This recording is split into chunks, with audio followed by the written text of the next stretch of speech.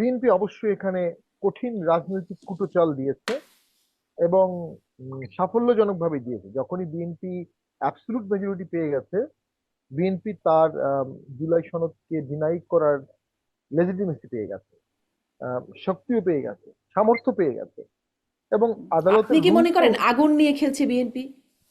না, আমি এটা মনে করি না, আমি সেটা বিষয়ে বলছি। এবং রুল তো হলো গতকালকে, কিন্তু বিএনপি তো গণপরিষদ বা সংবিধান সংস্কার পরিষদের শপথ নেয়নি। এটা কিন্তু প্রায় 2 সপ্তাহ আগের ঘটনা। 2 সপ্তাহ আগে যখন শপথ হলো তখন বিএনপি শুধু সংসদ সদস্য শপথ নিল, গণপরিষদের শপথ নিল না। তার মানে বিএনপি জুলাই সনদকে ওন করছে না।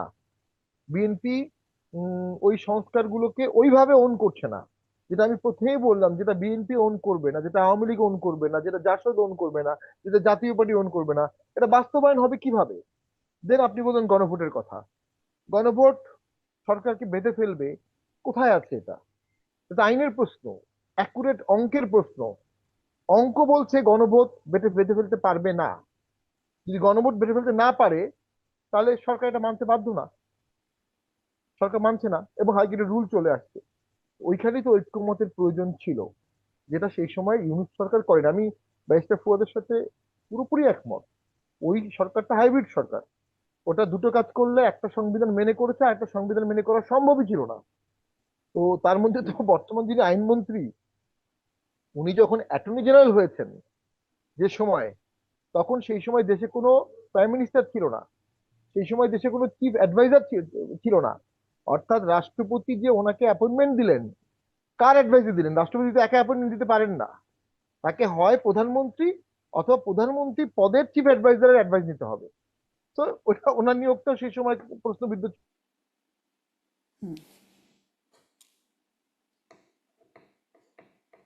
তাহলে কি ব্যাচটা পাটুরির কানেকশন একটু সমস্যা করছে? তাহলে কি এরকম যে বিএনপি যা চাইছে সেটি আদালতকে দিয়ে করিয়ে আনার চেষ্টা একটা চলছে, যেটি আপনি ব্যাচটা ফুয়াদও বলছিলেন, এবং আসলে আদালত রায় দিলে, আমার এখন প্রশ্নটা এইটা। বিশেষ পরিস্থিতিতে আমরা সংসদ ভেঙে দিলাম, আটা শেষ করে দিচ্ছি। জি। সংসদ ভেঙে দেওয়ার পরে ইলেকশন হবে, যেটা ব্যারিস্টার ফুয়াদ বললেন। ইলেকশনটা নিয়ে কোশ্চেন করার সুযোগ নেই, কারণ ইলেকশন তো হতেই হবে সবসময়। প্রশ্ন হলো, আপনি 3 মাসের জায়গায় কেন 15 মাস পর ইলেকশন করলেন? এই 15 মাস আপনাকে জাস্টিফিকেশন কে দিল? 111-এর সময় একটা জাস্টিফিকেশন ছিল, সেখানে এমার্জেন্সি ঘোষণা করা ছিল এবং সংসদ ভেঙে দেওয়া হয়েছিল। ওই ফাঁকে এমার্জেন্সিটা 2 বছর চলেছে। এবার কিন্তু এই সুযোগ ছিল না। আমরা কিন্তু বলেছিলাম এমার্জেন্সি দেন। শুধুমাত্র সিটি ব্যাংকে অ্যাকাউন্ট থাকলেই করতে পারবেন গুগল পে। তাই অ্যাকাউন্ট খুলুন আজই। এমার্জেন্সি দিলে দেশটাও শান্ত হবে, আবার অনেক লিগাল কোশ্চেনের জাস্টিফিকেশন চলে আসবে। তো সেনা নির্ভরশীলতা হতে হবে দেখে সেই সরকার এমার্জেন্সি দেয়নি। এমার্জেন্সি না দেওয়ার কারণে এই যে সরকার 15 মাস ছিল, এটা জাস্টিফাই করবে কিভাবে? জাস্টিফাই করবে বর্তমান সংসদ। 111-কে জাস্টিফাই করেছে কে? পরবর্তী সংসদ। এই সরকারের উপর আগের সরকারের সে বিশ্বাস ছিল না, ইউনিট সরকারের। নতুন সরকার এসে আমাকে ইন্ডিমনিটি দিবে, আমাকে কন্টিনিউ করবে, আমাকে ইন্ডিমনিফাই করবে। সেই জন্যই তারা কিছুটা এই জুলাই সনদের এই ডিভাইস নিয়ে নিজেদেরকে অ্যাডভান্স জাস্টিফাই করেছে। তো সেটা এখন বাস্তবায়ন হবে কিনা একটা ইস্যু, বাট আমি কিন্তু টোটালি একমত, সংবিধানের রিফর্ম প্রয়োজন। আমি এই বিষয়ে অনেক তাত্ত্বিক আলাপ আছে, আমি সময় পেলে সেগুলো করব। তার মধ্যে একটা হচ্ছে, ডেফিনেটলি একটা খুব গুরুত্বপূর্ণ ডেট হচ্ছে 24 জুলাই 1793, যেখানে French declaration of rights of man and citizen হলো আর্টিকেল 28 বলছে, a people have always the right of revising, amending and changing their constitution.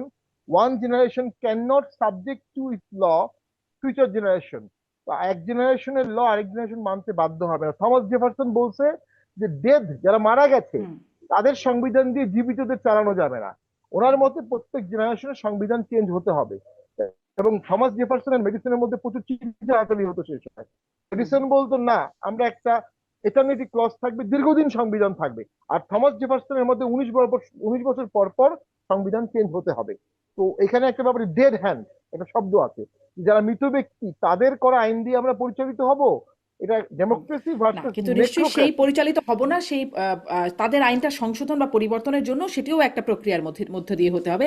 এখন নিশ্চয়ই আলোচনায় সেই বিষয়টাই আমি একদম এই আলোচনাটা শেষ করতে চাই, এই আলোচনাটা শেষ করতে চাই আপনাদের দুজনের কাছে এই প্রশ্ন রেখে। এখন তাহলে মানে খুব ছোট্ট করে একটা বিস্তারিত আলোচনা তো হলে ব্যাসরা ফুয়াদ, যে এটার ফলাফল কি হতে যাচ্ছে, গণভোটের ভবিষ্যৎ, জুলাই সনদের ভবিষ্যৎ আপনি কি দেখছেন? খুব সংক্ষেপে যদি শুনি।